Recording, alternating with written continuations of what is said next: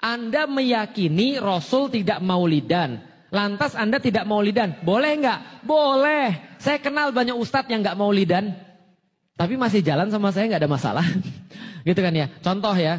Gak usah lah, nanti Anda tahu gitu kan ya. Ya pokoknya itulah.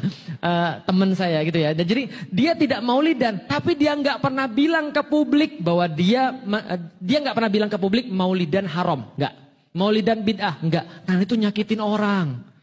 Paham ya maksudnya? Karena itu nyakitin orang. Sama seperti ketika saya bilang, yang bilang maulid dan bid'ah itu adalah nggak masuk akal, nggak punya otak. Itu juga nyakitin orang. Beginilah, kalau beragama pakai perasaan.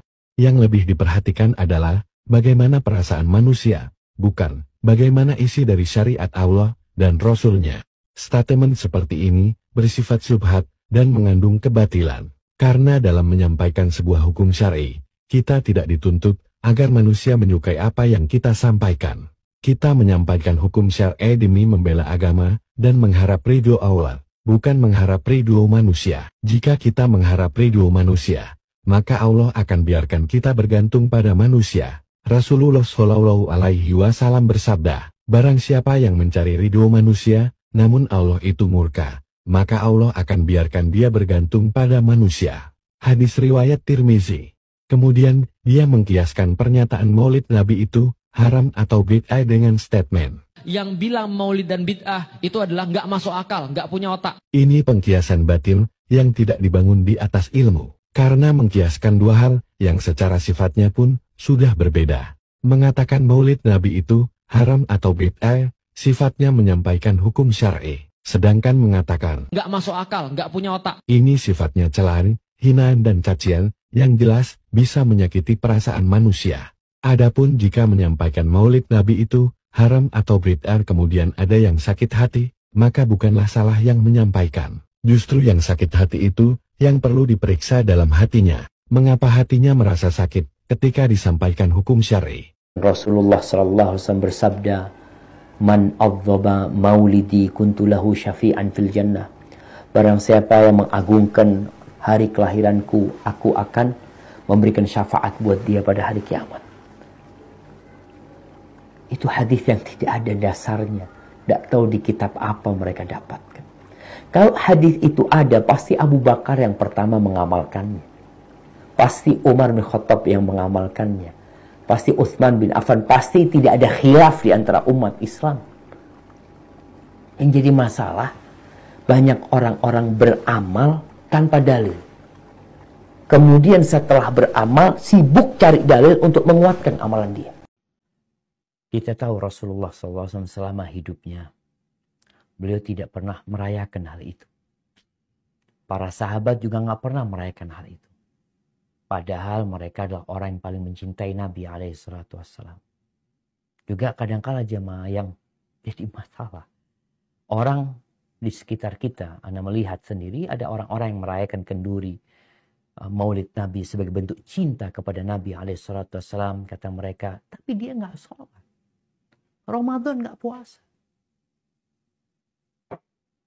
Sholat enggak, puasa enggak, tapi untuk acara itu seakan-akan menjadi satu hal yang harus dilakukan. Kalau tidak melakukan akan tercela. Lalu selama ini di masyarakat dia nggak sholat. Kenapa dia nggak tercela? Dia nggak puasa. Nggak tercela. Tapi tidak mengikuti acara itu langsung tercela. Bahkan dianggap orang yang menyimpang, yang sesat, macam-macam.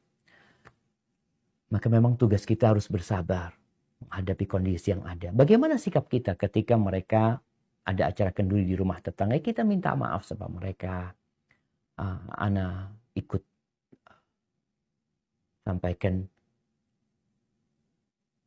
mencintai Nabi SAW. Ana akan banyak-banyak salawat kepada Rasul SAW.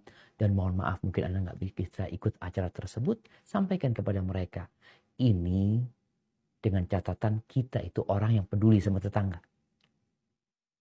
Jadi seorang yang mengenal sunnah ini harus peduli sama tetangganya. Dia suka berbagi sama mereka, membantu mereka. Ketika mereka bikin acara-acara yang tidak sesuai dengan tuntunan Nabi SAW tadi, ya kita minta maaf, insya Allah mereka akan paham. Tapi kalau kita orang yang tertutup, yang nggak bergaul sama tetangga, yang nggak pernah membantu tetangga, ya antum langsung dicap aliran sesat nih.